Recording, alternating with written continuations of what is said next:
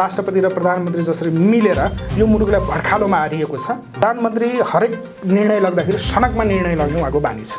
यो पनि सनकमा निर्णय लाग्ने बानी छ। उहाँ सनक चढ्दै उहाँको सनक चढ्यो भने यो निर्णय लग्नुहुन्न भन्ने कुरामा कति बेला आउँछ सङ्कटकाल? सङ्कटकालको अवस्था यसो हो, मुलुक पोलिटिक्स तिमी आफ्नो तरिकाले गर, अल्टिमेट सेक्युरिटी हाम्रो कन्सर्नको विषय हो भन्ने अप्रत्यक्ष रूपमा भारतको इन्गेजमेन्ट देखिन्छ। त्यसैले तपाईँहरूलाई लाग्दैन अलिकति हामी ढिलो तातियो कि भन्ने?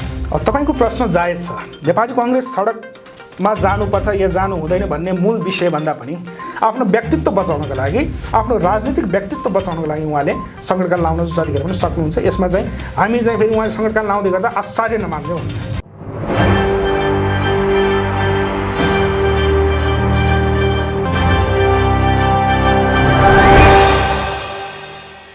दर्शकबिन नमस्कार।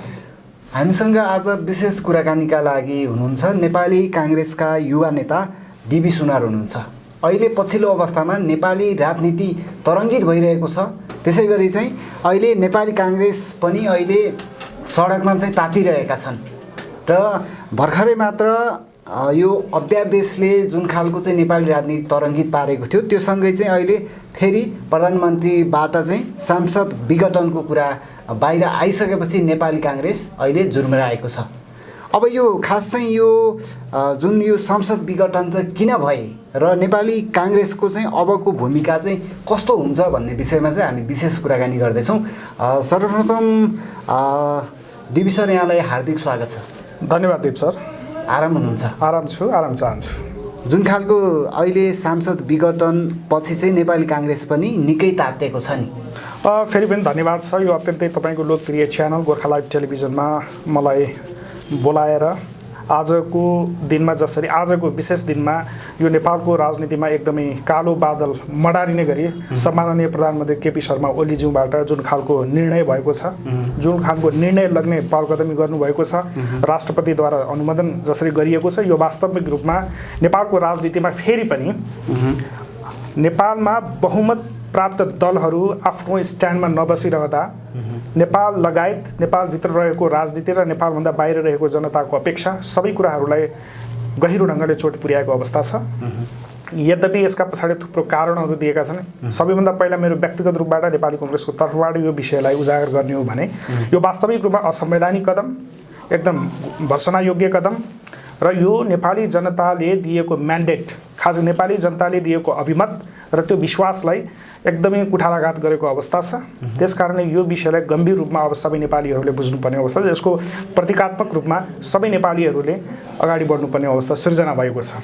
जहाँसम्म तपाईँको प्रश्नलाई न्याय दिने गरी मैले जवाब दिने हो भने, उत्तर दिने हो भने, अब जुन ढङ्गले यो पछिल्लो क्रममा राजनीतिक गतिविधिहरू आज आइरहेको छ, जस्तो प्रधानमन्त्रीज्यूले के भनिराख्नु भएको छ भने मलाई चौतर्फी रूपमा घेराबन्दी गरियो, खास गरिकन पार्टीको आन्तरिक संयन्त्रबाट। अझ खास गरिकन उहाँले इङ्गित गर्दै भन्नुभएको छ प्रचण्ड नेपाल पक्षबाट जसरी मलाई घेराबन्दी गरेर काम गर्न दिएन, एउटा स्वायत्त ढङ्गले प्रधानमन्त्रीको रूपबाट काम गर्ने अवसर लगायतका विषयहरू, पार्टीको आन्तरिक जुन जीवनलाई अझ चलायमान बनाउने विषयदेखि लगेर यो देशमा एउटा प्रधानमन्त्रीको रूपबाट काम गर्नुपर्ने विषय, सबै कुराहरूमा मलाई चाहिँ अप्ठ्यारो अवस्थामा पारियो, चौतर्फी घेराबन्दी पारियो र काम गर्न नदिसके पछाडि मैले यो बाध्य भएर यो कदम लिएको छु भनेर आफू बच्नको लागि जुन भन्नुभएको छ त्यो कुरा पनि सरासर गलत छ। किनभने उहाँलाई नेपाली जनताले नेपाली काङ्ग्रेसलाई प्रतिपक्षमा राखेर अब तिमी सत्ता चलाऊ, सत्ता यसरी चलाऊ, जनताको विकासका लागि हिजो 9 महिनाको जसरी 9 महिना मनमोहन अधिकारीले सत्तामा रहँदा 2051 सालमा सत्तामा रहँदा काम गरेको भनेर जसरी फुर्ती लाएर तत्कालीन नेकपा देशभरि मत मागिरहेको हुन्थ्यो, त्यही कुरा अनुरूप तिमी अब काम गरेर देखाऊ, गफ होइन काम गरेर देखाऊ भनेर जनताले मत दिएको थियो। राष्ट्रवादी अडानदेखि सबै कुराहरू जोडेर जनताले मत दिएर पठाएको थियो।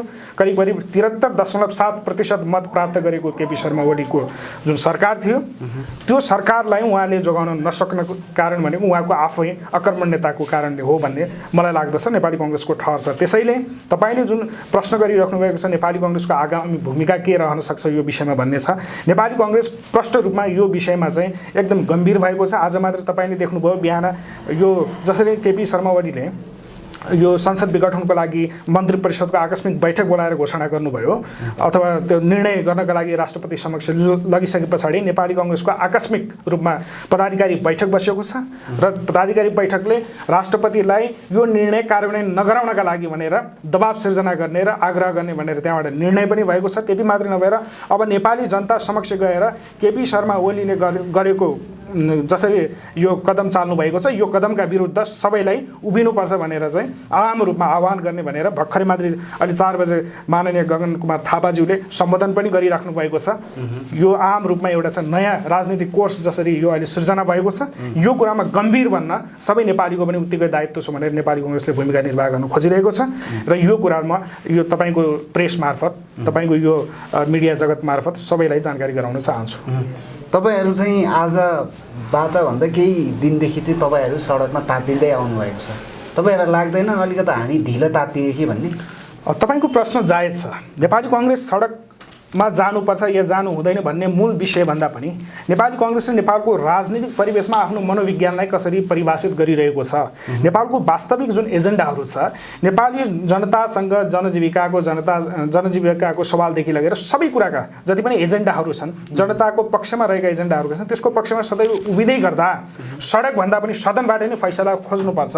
सडकमा अनावश्यक रूपमा जनतालाई दुःख दिएर गाडी तोडफोड गरेर अथवा हिजो एमालेले जस्तो 2056-57 सालको नेपाली कांग्रेसले संसदमा अवरुद्ध गरेर 56 दिन जसरी संसद अवरुद्ध गरेको त्यो प्रक्रियामा पनि नगएर शालीन ढङ्गले प्रतिपक्षको जिम्मेवार भूमिका निर्वाह गर्छु भनेर नेपाली कांग्रेसले प्रयत्न नगरेको होइन। लामो समय चिकित्सक विधायकदेखि लगेर शिक्षा विधायकदेखि लगेर सबै कुरामा तपाईले हेर्न सक्नुहुन्छ। यद्यपि हामीले के देख्यौं नेपाली कांग्रेस शालीन प्रतिपक्ष र जिम्मेवार प्रतिपक्ष हुँदै गर्दा पनि आन्तरिक संसद भवनभित्र के गरियो भने नेपाली कांग्रेससँग संख्या सानो छ भने केपी ओली बारम्बार प्रतिपक्ष नै छैन हामी प्रतिपक्ष विहीनको सत्ता पक्ष हौं भनेर चाहिँ ढाडस दिइरहने अनि एउटा खालको दम्ब पालिरहने त्यो मनोगत दशाबाट गुज्रेका प्रधानमन्त्रीज्यू आज आफै नै पार्टीभित्र मात्र हैन अल्पमत नेपाली जनताको आँखामा पनि अल्पमत भएर उहाँ चाहिँ बहिर्गमन हुनुपर्ने अवस्था सृजना भएको छ। हामीले देख्यौं राष्ट्रपति र उहाँको साँठगाँठ के हो अहिले त प्रश्न देखिरहेछ नि त हरेक कुरामा। यो अध्यादेशको विषय पनि छ महत्त्वपूर्ण विषय हामीले बुझ्नुपर्ने विषय। हामीले देख्यौं तपाईको 7-8 महिना अगाडितिर अध्यादेश प्रधानमन्त्रीज्यूले त्यतिखेर उनको मनसुबा त्यसरी पढाइसकेको रहेछ।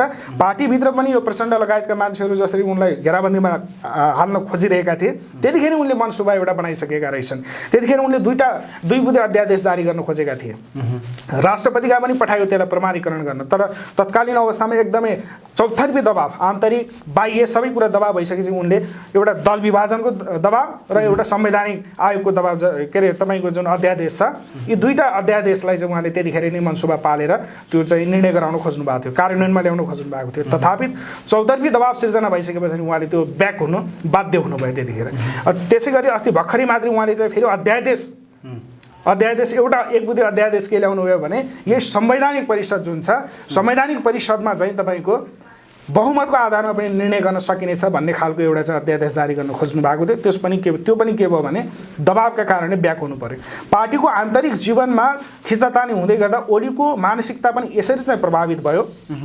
अब या म रहन्छु या प्रचण्ड पक्ष रहन्छ, मुलुक भड्खालोमा जाओस् त्यो मतलब भएन। तर आफ्नो अस्तित्व कसरी कायम गर्ने भन्ने विषयमा सम्माननीय प्रधानमन्त्री केन्द्रित भएको देखियो र उहाँ यो तपाईको उहाँ सनकमा दनक दिन खोज्नुभयो। वास्तविक रूपमा तपाईले भन्ने हो भने सनकमा कसलाई दनक दिने भन्दै गर्दा प्रचण्ड लगायत माकुनी लगायतको समूहलाई पनि दनक दिने र त्यसगरी नेपाली जनताले दिएको मत अभिभार जिम्मेवारी त्यसलाई पनि दनक दिनुपर्छ भन्ने मनसुबा पालेर उहाँले त्यो कार्यान्वयन गर्न खोज्नु भएको विषय हो। तर हिजो नेपाली कांग्रेसले पनि यसरी नै संसद विघटन गरेको इतिहास पनि छ नि, त्यसलाई चाहिँ हामीले साक्षी नराख्ने? तपाईको प्रश्न फेरि पनि जायज मान्दछु। नेपाली कांग्रेसले तत्कालीन अवस्थाको परिस्थिति र अहिलेको परिस्थितिलाई केलाउन जरुरी छ भन्ने म ठान्दछु। नेपाली कांग्रेससँग त निश्चय पनि त्यतिखेर 2048 सालमा बहुमत प्राप्त गरेको थियो। करिब 114 वटा सांसद सहित नेपाली कांग्रेस सदनमा प्रतिनिधि सभा संसदमा प्रतिनिधित्व गरिरहेको छु। तत्कालीन अवस्थामा सम्माननीय प्रधानमन्त्री गुर्जाप्रसाद कोइराला हुनुहुन्थ्यो। नीति तथा कार्यक्रम प्रस्तुत गरिसके पछाडि नीति तथा कार्यक्रम बहुमत आफ्नो दलको प्रधानमन्त्री हुँदै गर्दा र आफ्नो दलमा बहुमत सांसद हुँदै गर्दा पनि उहाँले चाहिँ आफूले प्रस्तुत गरेको नीति तथा कार्यक्रम असफल भइसकेपछि, विफल भइसकेपछि नैतिकताको आधारमा या त राजीनामा दिनु पर्यो या त संसद विघटन गर्ने विशेष अधिकार संवैधानिक व्यवस्था भएको हुनाले उहाँले त्यो प्रयोग गर्नुभएको थियो। तर आजको दिनमा हामीले हेऱ्यौँ यो संसद विघटनको प्रस्ताव बाहिर ल्याउने बित्तिकै विभिन्न संविधानविद, कानुनविद, न्यायाधीशहरू सबैले होइन अधिवक्ताहरूले आफ्ना धारणाहरू प्रस्तुत गर्नुभएको छ। इभन संविधानको पनि तपाईँको जस्तो राष्ट्रपतिले भर्खरै जारी गर्नुभएको छ यसलाई प्रमाणीकरण गर्ने सन्दर्भमा उहाँले चाहिँ तपाईँको जस्तो धारा 76 को अनि 7 को धारा 76 को मन्त्री परिषद गठन सम्बन्धी त्यसको धारा उपधारा 7 को 5 बमोजिम भनेर चाहिँ उहाँले उल्लेख गर्नुभएको छ होइन। त्यसैगरी 85 को 1 धारा 85 को 1 बमोजिम उल्लेख गर्नुभएको छ। यो कति जायज छ जायज छैन भनेको परिस्थिति र त्यो संविधानमा भएको व्यवस्थाले केलाउन जरुरी छ भन्ने म ठान्दछु। तसर्थ त्यो परिस्थितिले यो परिस्थितिलाई चाहिँ केलाउन जरुरी अलि भिन्नै ढङ्गले यसलाई चाहिँ बुझ्नुपर्छ भन्ने छ।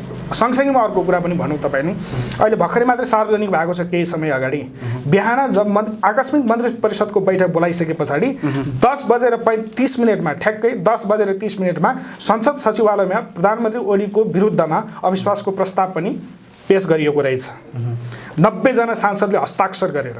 किनभने यो डिजाइन भनेको करिब ओलीको मनसुबा मलाई लाग्छ हिजो प्रचण्डसँगको एउटा खालको बैठक बसिसके पछाडि हिजो लगत्तै उनी चाहिँ राष्ट्रपति कहाँ पनि भेट्न गएका छन्। त्यो भइसकेपछि राष्ट्रपति र प्रधानमन्त्रीको यो दुई जनाको सल्लाहबाट र कोसँग उहाँले आफ्नो वरिपरिका मान्छेहरूसँग सल्लाह गरेर यो चाहिँ हिजो नै निर्णय लगेको कुरा थियो, आज कार्यान्वयनमा ल्याइएको मात्रै हो। त्यसो भने यो सांसद विघटनको तात्पर्य चाहिँ के हो त? प्रधानमन्त्रीज्यूले सबभन्दा पहिला दुईटा कुराबाट हेर्नुपर्छ यसलाई। सबभन्दा पहिलो कुरा उहाँ आफ्नो अस्तित्व कायम कसरी जोगाउने भन्ने हो। किनभने बिहान 10:30 बजेको सेरोफेरो मन्त्री परिषदको बैठक पनि बसिरहेको छ। संसद सामना गर्ने उहाँसँग हिम्मत भएन, जुन चाहिँ संवैधानिक विषय अन्तर्गत पर्थ्यो। धारा 76 ले खुलाएको विषय पनि के छ भने धारा 76 को 7 ले के भन्दछ, त्यसको 5 ले उपधारा 7 को 5 ले के भन्छ, 5 बमोजिम के भनेको छ भने तपाईको प्रधानमन्त्रीको विरुद्ध अविश्वासको प्रस्ताव आएमा त्यसलाई फेस गर्न सक्नु भएन भने प्रधानमन्त्रीको सिफारिसमा राष्ट्रपतिले चाहिँ सदन भङ्ग गर्न सकिनेछ भन्ने व्यवस्था गरिएको छ। तर त्यो कुरा उहाँ मन्त्री परिषदको बैठक बसिरहेको छ, जुन कुरा प्रधानमन्त्रीले थाहा नहुन सक्छ। यहाँ अविश्वासको प्रस्ताव दर्ता गरिएको छ भने अविश्वासको प्रस्ताव पनि के छ भने धारा 100 को संविधानको धारा 100 को उपधारा 4 बमोजिम अझ सँगै तथा हैन सँगै के छ भने तपाईको यो प्रतिनिधि सभा नियमावली 2075 को 285 को बमोजिम तपाईको यो के रे भन्छन् यो अविश्वासको प्रस्ताव चाहिँ दर्ता गरिएको छ हैन। अनि त्यो सँगै धारा 93 को 3 बमोजिम के छ भने तपाईको प्रचण्डलाई प्रधानमन्त्री बनाइयोस् भनेर सँगसँगै त्यो अविश्वाससँगै चाहिँ त्यो पनि राखिएको छ। भन्नुको मतलब यहाँ के बुझिन्छ भने यो डिजाइन समष्टिगत रूपमा चाहिँ पार्टीको आन्तरिक जीवनमा ओली आफूलाई कसरी सेफल्यान्ड गर्ने, आफू कसरी बहिर्गमन हुँदै गर्दा अथवा आफ्नो अस्तित्वलाई कसरी कायम राख्ने भन्ने विषयसँग मात्र सीमित रहेको देखिन्छ।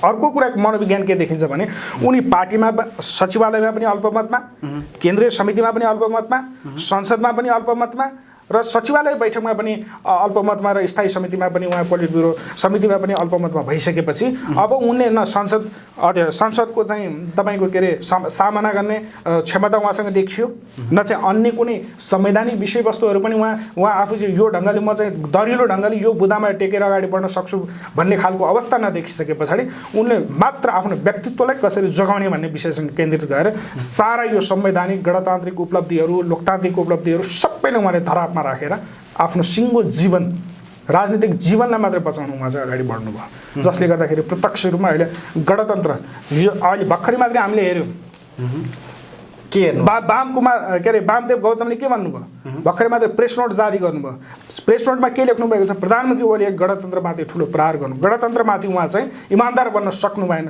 यो घोर भर्सना योग्य कदम हो भनेर भन्नुभएको छ। यो कुरा त हामीले अहिले भनेका हैनौँ, नेपाली कांग्रेसले त पहिल्यै भनिसकेको। के भन्यो भन्दा तपाईलाई थाहा छ उहाँ जब यो गणतन्त्रको आन्दोलन चलिरहेको थियो 62-63 को आन्दोलन चलिरहेको थियो, ओलीले के भनेका थिए, गणतन्त्र नेपालमा ल्याउनु भनेको बैलगाडा चढेर अमेरिका जानु सरौ भनेर उनले त्यतिखेर भनेका छन्। यसको मतलब के बुझिन्छ, ओली गणतन्त्रप्रति खुसी खुसी थिएन। यो मुलुककोमा गणतन्त्र ल्याउने कुरादेखि लगेर जनता यो देशको मालिक बन्ने कुराहरूमा ओलीको मानसिकता कहिले पनि सकारात्मक भएको रहेनछ भन्ने कुरा प्रष्ट देखिन्छ। त्यो त प्रतिपक्षले भन्ने चाहिँ त्यो रेडिमेड भनाइ जस्तो भएन होइन। कसरी भन्नुहुन्छ? जो मान्छे हेर्नुहोस्, अब जब नेपाली जनताले 73.7% को मत दिएर तिमी यो राज्य सञ्चालनको दायित्व बोध गर, दायित्व लग र नेपाललाई विकासको ढोका खोलेर विकास गर, होइन, नेपाली जनतालाई सुखी समृद्ध राख्ने दिशातर्फ तिमी चाहिँ कार्यक्रम ल्याएर यो देशमा 5 वर्ष शासन गर भनेर भनेको होइन, जनताले म्यान्डेट दिएको होइन। तर गणतन्त्र आउँदै गर्दा पनि उहाँले के भन्नुभएको थियो भन्ने विषय त अहिले बुझ्यो नि त। आज के भयो? उहाँले संसद विघटन गर्नुभयो। संसद विघटन केका लागि गर्नुपर्ने? नेता भनेको एउटा आन्तरिक पार्टीको जीवनमा अलिकता सामान्य खटपट हुँदै गर्दा, सामान्य नभनौँ, असामान्य खटपट हुँदै गर्दा पनि उहाँले संसद विघटन गर्नुपर्ने अवस्था सिर्जना हो। नेताको काम के? जहाँ असमझदारी हुन्छ, जहाँ समझदारी हुन्छ, यी सबै विषयवस्तुहरूलाई मिलाएर अगाडि बढ्न सक्ने पनि नेता हो। होइन भने त एउटा सडकमा हिँड्ने मान्छेलाई ल्याएर प्रधानमन्त्री बनाइदिए भयो नि त। अनि उसलाई नेता मानिरहँदा नेताको जिम्मेवारी के? त्यो सबै कुराको वहन गर्न सक्ने क्षमता हुनुपर्छ। त्यो सबै कुराहरूलाई व्यवस्थापन गर्न सक्ने मान्छे नेता हो। नेपाली काङ्ग्रेसको नेतामा छ त्यो कुरा सबै छ। अब हामीले हेर्न सक्छौँ नि त, नेपाली काङ्ग्रेसको नेतामा छैन भन्ने कुरा त इतिहासले प्रमाणित गरेको छ। जस्तो तपाईँले 10 वर्ष मुलुक विध्वंस अवस्थामा थियो, माओवादीलाई जङ्गलबाट ल्याएर, यो गर्वका साथ भन्छौँ हामी नेपाली काङ्ग्रेसजनहरू, लोकतान्त्रिक शक्तिहरू जो लोकतन्त्रमा विश्वास राख्छ, प्रजातन्त्रमा विश्वास राख्छ, खास गरिकन नेपाली काङ्ग्रेस तत्कालीन गिरिजाबाबु यसको नायकत्व लगेर जसरी उहाँले चाहिँ जङ्गलमा रहेको माओवादीलाई शान्ति प्रक्रियामा ल्याएर रूपान्तरण गरेर आज हामी यसरी वाक स्वतन्त्रताको प्रयोग गरिरहेका छौँ। हिजो एउटा गाउँघरमा माओवादीको विरोध गर्नेहरूलाई के भन्थे? जिउँदै काट्थे। शिक्षकलाई एउटा जुन शिक्षाको ज्योति मार्फत जनतालाई समृद्ध एउटा चेतना यसको स्तरलाई ठुलो फराकिलो बनाउने शिक्षकलाई दिन दहाडी स्कुलबाट तानेर घाँटी रेटहरू मारेको हामीले हेरेको छौँ। तपाईँ जस्तो पत्रकार डेकेन्द्र थापाको हेर्नुहोस् इतिहास, जिउँदै चाहिँ गाडेर मारेको अवस्था अहिले पनि मारिरहेको अवस्था छ, जिउँदै गाडेर मारिरहेको अवस्था छ। त्यस्तो विध्वंसमा फसेको मुलुकलाई, एउटा विध्वंसकारी चेत भएको माओवादीलाई शान्ति प्रक्रियाको एउटा ढोकामा ल्याएर गिरिजाबाले बरु हामी हार्न तयार छौँ निर्वाचनमा जाँदै गर्दा, तर संविधान बनाउने जस्तो जिम्मेवार कुरा हेर्नुहोस्। 5-5वटा तपाईँको चाहिँ के अरे नेकपा भनौँ, अझ भनौँ नेकपा एमाले र तपाईँको चाहिँ के अरे माओवादीका प्रधानमन्त्री भए, तर संविधान जारी भएन। नेतृत्वदायी भूमिका कसले खेल्नु पर्यो? सुशील कोइरालाले खेल्नु पर्यो। त्यति मात्र होइन, संविधानको सफल कार्यान्वयन गर्ने सन्दर्भमा पनि हेर्नुहोस् कसले नेतृत्वदायी भूमिका खेल्नु पर्यो? नेपाली काङ्ग्रेसका प्रधानमन्त्री तत्कालीन अवस्थामा शेरबहादुर देउवाले नै गर्नु पर्यो। ठिक छ, तपाईँ काम पनि गरियो होला तपाईँको कार्यकालमा, त्यो समयमा समय परिस्थिति अनुसार। तर अब यो संसद विघटनले चाहिँ एउटा नेपाली राजनीति तरङ्गित गरिरहँदा राष्ट्रपतिबाट सदर गरियो होइन। अब यो चाहिँ अदालतमा जाने प्रक्रिया भएको कारणले अब यो विघटनले फेरि मूर्त रूप पाउँछ वा के लाग्छ तपाईँलाई? कसरी अगाडि बढ्ला त्यो? अब यस्तो छ, यो एकदम गम्भीर विषय छ। पछिल्लो क्रममा जुन घटनाक्रम उजागर भएको छ, यो हुन त अब यो विश्लेषकहरूले धेरै पहिलेदेखि नै आकलन गरिराख्नु भएको थियो। राजनीतिक विश्लेषक लगायत यो संविधानका ज्ञाताहरूले यो कुरा भनिराख्नु भएको थियो। किनभने ओलीले अन्तिम अवस्थामा गर्ने भनेको कदम संसद विघटन नै थियो भनेर चाहिँ भनिएको थियो। जहाँसम्म तपाईँको प्रश्न छ, अदालतमा गएको यो नजिर पनि हामीले हेर्न सक्छौँ। जस्तो तपाईँको 2051 सालमा 9 महिने सरकार मनमोहन अधिकारीको थियो, उहाँले पनि चाहिँ संसद विघटनको प्रस्ताव लगेर संसद विघटनको प्रस्ताव गर्नुभयो। अनि चाहिँ अदालतमा पछि मुद्दा हालिसके पछाडि सर्वोच्च अदालतले त्यसको औचित्य र त्यसको आवश्यकता हेरिकन त्यसलाई बदर गरेको अवस्था थियो होइन। त्यस कारणले गर्दाखेरि यो अहिलेको जुन असंवैधानिक कदम छ, सर्वोच्च अदालतमा जाँदै गर्दा यो विषयलाई कसरी सर्वोच्च अदालतमा 2 तरिकाले जाँदो रहेछ। एउटा कुरा के रहेछ, संवैधानिक इजलास भन्ने हुन्छ, अर्को चाहिँ सर्वोच्च अदालतमा डाइरेक्ट कुनै तपाईँले गएर पनि एउटा आम मानिसले पनि गएर त्यहाँ यसको विरुद्धमा रिट जारी गर्न सक्नुहुन्छ, मैले गरेर पनि गर्न सक्छु या कुनै वकिलले गएर पनि गर्न सक्छ। त्यो एकल एउटा वकिलले त्यसको बहस गर्दा पुग्छ। तर संवैधानिक इजलासमा गइसकेपछि प्रधान न्यायाधीशको अध्यक्षतामा त्यो संवैधानिक इजलास हुन्छ। त्यहाँभित्र सबैको बहसबाट, जस्तो 4 जना त प्रधान न्यायाधीशले नियुक्त गर्न पाउने अधिकार रहन्छ, 5 जना सबैले बहस गरेर त्यसको छिनोफानो गर्ने विषय रहन्छ। अब यहाँ अलिकता म्यानिपुलेसन के हुन सम्भावना देखिन्छ भने राष्ट्रपतिले प्रमाणीकरण गरिसके पछाडि प्रधानमन्त्री अहिले पनि यो वा त्यो ढङ्गले शक्ति केन्द्रमा हुँदै गर्दा त्यसले प्रभावित ढङ्गले न्यायालयमा हिजो हामीले देखेका छौँ नि त, न्यायालयमा विभिन्न ढङ्गले यो कार्यपालिकाको एउटा खालको प्रभाव देखिरहेका छौँ। त्यसकारणले यो कुरालाई यो जुन यो विशेष अधिकार जुन छ प्रेरोगेटिभ त्यो कुरालाई चाहिँ प्रयोगमा ल्याउँछ कि भन्ने देखिन्छ। त्यसैले निर्णय पास हुने सम्भावना चाहिँ बढी देखिन्छ। सर्वोच्च अदालतले पनि यसलाई सदर गर्छ कि भन्ने लाग्छ। पास भयो भने के गर्नुहुन्छ? पास गयो भने अब प्रष्ट रूपमा हामीले देख्यौँ वैशाख 17 र वैशाख 27 को लागि 2 दिनमा चाहिँ 2 चरणमा अब आम निर्वाचन घोषणा गरेर जसरी राष्ट्रपतिले जारी गर्नुभएको छ, मुलुक त्यसरी जाने होला। तर संवैधानिक व्यवस्था के छ, 6 महिनाभित्र संसद विघटन गरेको 6 महिनाभित्र चाहिँ आम निर्वाचन गरिसक्नुपर्छ। त्यसैले आम निर्वाचनमा जाने भन्दा अरू विकल्प हामीसँग केही पनि रहँदैन।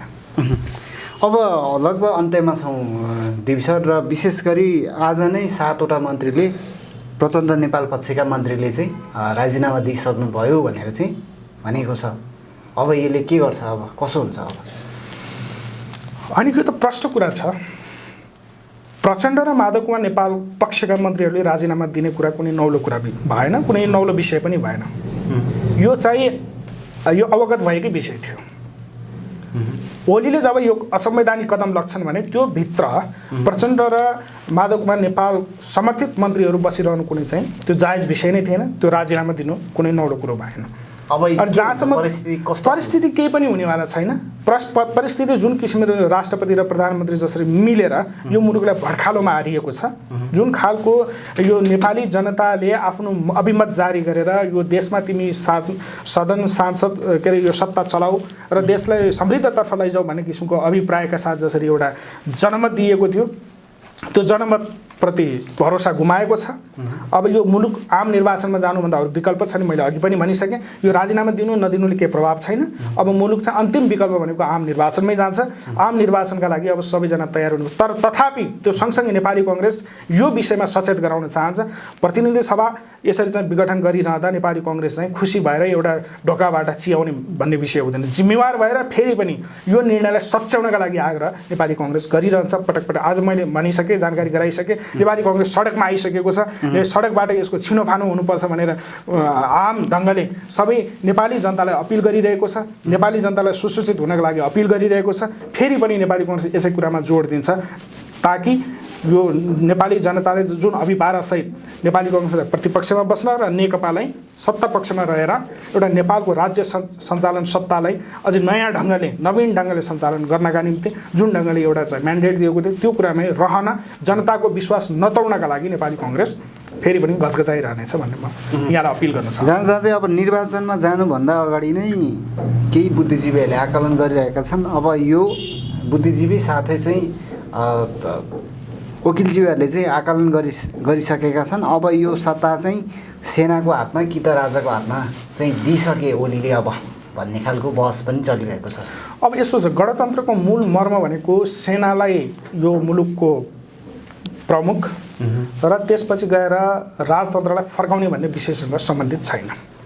किनभने 62-63 को आन्दोलनले एउटा निर्णय गरेको छ, एउटा सदाका लागि एउटा निर्णय गरेको छ। 239 वर्ष लामो सत्तामा रहेको राजतन्त्रलाई सदाको लागि अन्त्य गरेको छ। त्यसैले फेरि पनि यो राजतन्त्र राजसत्ता अथवा चाहिँ बेबी किङ अथवा सामाजिक एउटा सांस्कृतिक राजा भनेर जसरी पछाडि शब्द पनि ल्याइएको छ त्यसरी आउँछ भन्ने कल्पना त म गर्दिनँ। किनभने जुन गणतन्त्रको अभ्यासका लागि यत्र नेपालीहरूले सेक्रिफाइस गरे नि त, त्यसका लागि यो आउँछ भन्ने कुरा छैन। र जहाँसम्म तपाईँको चेक एन्ड ब्यालेन्सको कुरा छ, शक्ति पृथकीकरणको सिद्धान्तलाई पनि केन्द्रबिन्दुमा राखेर हेर्ने हो भने नेपालको इतिहासमा यसो यो लोकतान्त्रिक इतिहासमा जो 70 वर्षको इतिहासमा सेनाले नेपालको राजनीतिमा दखल दिएर नेपालको राज्य व्यवस्थालाई उथलपुथल पार्ने काम गरेको छैन। त्यो गरिमालाई सेना राख्छ भन्ने कुरामा नेपाली कांग्रेस विश्वास गर्दछ, म पनि विश्वास गर्दछु। त्यसैले त्यतातर्फ मलाई लाग्दैन। दर्शकबिन, हामी निरन्तर कुराकानीकै सिलसिलामा छौँ र हामीसँग कुराकानीका लागि हुनुहुन्छ नेपाली कांग्रेसका युवा नेता देवी सुनार हुनुहुन्छ। र विशेष गरी हामी यही सांसद विघटनको बारेमा नै कुराकानी गरिरहेका छौँ। र देवी सर, जुन खालको चाहिँ अहिले यो विघटनले नेपाली राजनीति तरङ्गित गरिरहँदा चाहिँ अब प्रधानमन्त्रीले कतै सङ्कटकालको लगाउने हो कि भन्ने खालको पनि एउटा आम मानिसको धारणा बन्दै गएको छ। यसलाई कसरी लिनुहुन्छ? यो धारणा, यो तपाईँले प्रस्तुत गर्नुभएको धारणालाई, प्रश्नलाई नकार्न चाहिँ सकिँदैन। किनभने हामीले हेऱ्यौँ प्रधानमन्त्री हरेक निर्णय लाग्दाखेरि सनकमा निर्णय लाग्ने उहाँको बानी छ।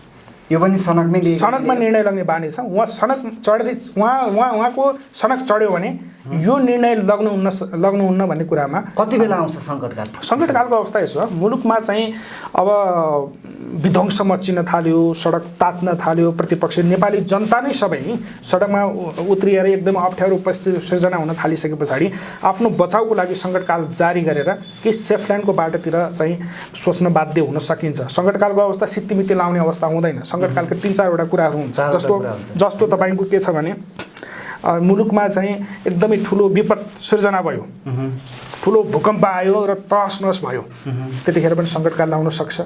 अनि संविधानमै ठुलो सङ्कट आउन थाल्यो, त्यसको बेला पनि सङ्कट लाउन सक्छ। त्यति मात्रै नभएर तपाईँको चाहिँ मुलुकमा एकदमै अब फेरि मैले अघि भनिसकेँ, सबभन्दा पहिलो त यो सनकको विषय रह्यो, सङ्कटकाल लाउने कि नलाउने भन्ने विषय।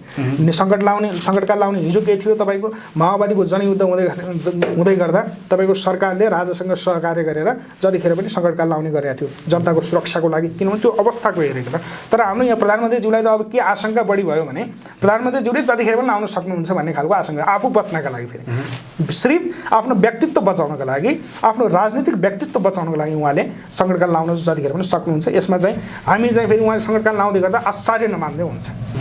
अब यो जुन खालको उहाँको सनकको कुरा गर्नुभयो, त्यो सनक बढ्नुमा चाहिँ बाह्य शक्तिको चाहिँ कुनै छलखेल देख्नुहुन्छ?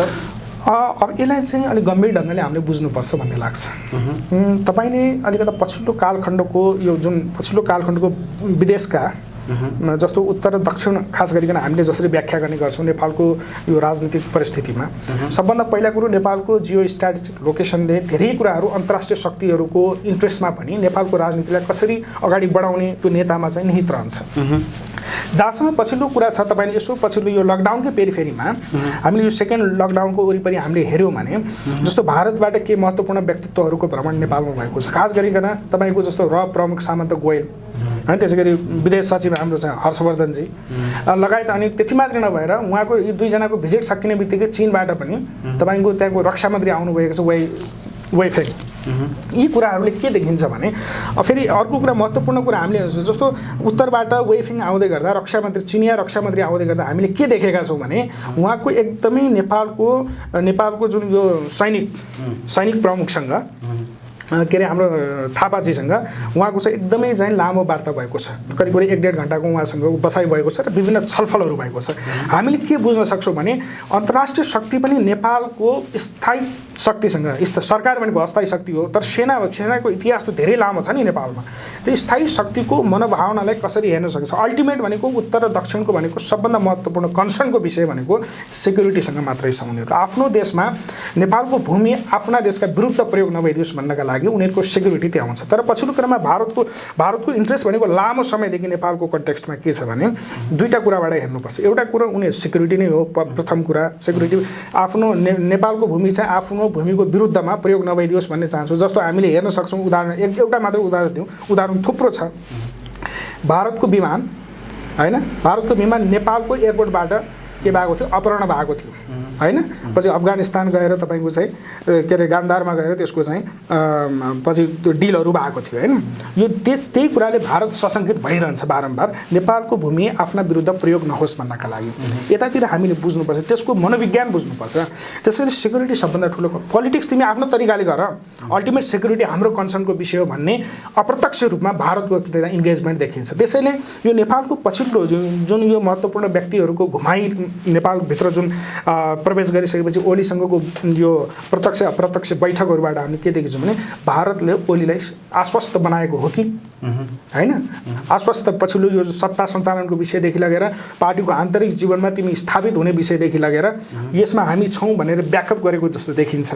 र तथापि त्यो सँगसँगै मैले अघि जानकारी गराए जस्तो उत्तरबाट जस्तो रक्षा मन्त्री आइसकेपछि उहाँले पनि जुन ढङ्गले स्थायी शक्ति र अस्थायी शक्तिसँग दुवै पक्षसँग एउटा खालको जुन वार्ता अथवा भेटघाट भयो प्रत्यक्ष अप्रत्यक्ष रूपमा, यद्यपि चिनिया राजदूत याङ्सी पनि त्यो बिचमा चाहिँ एउटा खालको सर्कुलेसनमा हिँड्नुभएको थियो। र आन्तरिक जीवन नेकपालाई कसरी स्थापित गराउने भन्ने विषयमा त निश्चय पनि त्यहाँ जोडिने भयो, आइडियोलोजिकली त्यसरी जोडिने भयो। तर त्यो सँगै महत्त्वपूर्ण विषय के हो भने आफ्नो सिक्युरिटी कन्सर्नको लागि चाहिँ नेकपा भएको भए अथवा यो शक्ति, किनभने हामीले चाहिँ हामी विभिन्न इतिहासहरू हेरौँ न, भर्खर यो सरकार गठन भइसके पछाडि जस्तो चिनिया कम्युनिस्ट पार्टीसँग एउटा भाइचाराको एउटा के अरे सम्बन्ध स्थापित गरेर यहाँ तपाईँको त्यत्रो ट्रेनिङ आयोजना गरेको हामीले देख्यौँ लगायतका विषयहरू हेर्दै गर्दा यो हामीसँग चाहिँ अझ बढी नजिक भएर काम गर्न सक्छ, हाम्रो सिक्युरिटीको विषयलाई अझ राम्रोसँग यसले चाहिँ स्थापित गर्न सक्छ भन्ने विषयमा चाहिँ चीन पनि त्यत्तिकै आश्वस्त बनाउन खोजेको। र यावत विषयहरूले के देखिन्छ भने ओलीलाई विशेष गरी पछिल्लो क्रममा दक्षिणबाट अझ बढी पुसअप भएको देखिएको छ। त्यसका कारणले मलाई लाग्छ त्यो पनि एउटा फ्याक्टर हुन सक्छ। अन्त्यमा चाहिँ आम दर्शकहरूलाई चाहिँ के भन्न चाहनुहुन्छ? दर्शकवृन्दहरूलाई पनि नेपाली कङ्ग्रेसको एउटा जिम्मेवार एउटा कार्यकर्ता, नेपाली कङ्ग्रेसको जिम्मेवार मान्छे भइसके पछाडि मैले अपिल र आग्रह एउटै कुरा गर्न चाहन्छु। यो वर्तमान सरकारको नेतृत्व गरिरहनुभएका नेकपाका अध्यक्ष एवं प्रधानमन्त्री केपी शर्मा ओलीले जुन कदम जारी गर्नुभएको छ, जुन कदम लिनुभएको छ, अत्यन्तै असंवैधानिक, गैर जिम्मेवार र जनताप्रति कुठाराघातको कदम हो। यसको हामी सबैले घोर भर्त्सना गर्नुपर्छ। हामी सबै नेपाली जनताको भविष्यका लागि, यो देशलाई सार्वभौम सत्ता सम्पन्न राष्ट्र कायम राख्नका लागि तपाईँ हामी सडक सबै ठाउँबाट उठ्न जरुरी छ। यो कदमलाई सच्याउनका लागि आग्रह हामी सबैले गर्नुपर्छ भन्ने म अपिल गर्न चाहन्छु। हुन्छ, यो महत्त्वपूर्ण समय दिएर हामीलाई यो जानकारी गराइदिनु भयो, तपाईँलाई पनि मुरी धन्यवाद दिन चाहन्छु। धन्यवाद देव सर, यो अवसरका लागि। अत्यन्तै तपाईँको लोकप्रिय च्यानलबाट के शब्द आजको जुन राजनीतिक घटना परिघटनाको विषयमा केही मैले जानेको, मैले बुझेको जुन एउटा विश्लेषणात्मक चेत खुलोस् भन्नका लागि जुन ढङ्गले प्रस्तुत गर्ने अवसर दिनुभयो, त्यसका लागि तपाईँलाई पनि धन्यवाद छ। हस्, धन्यवाद सर। धन्यवाद। कति 30 मिनट भयो?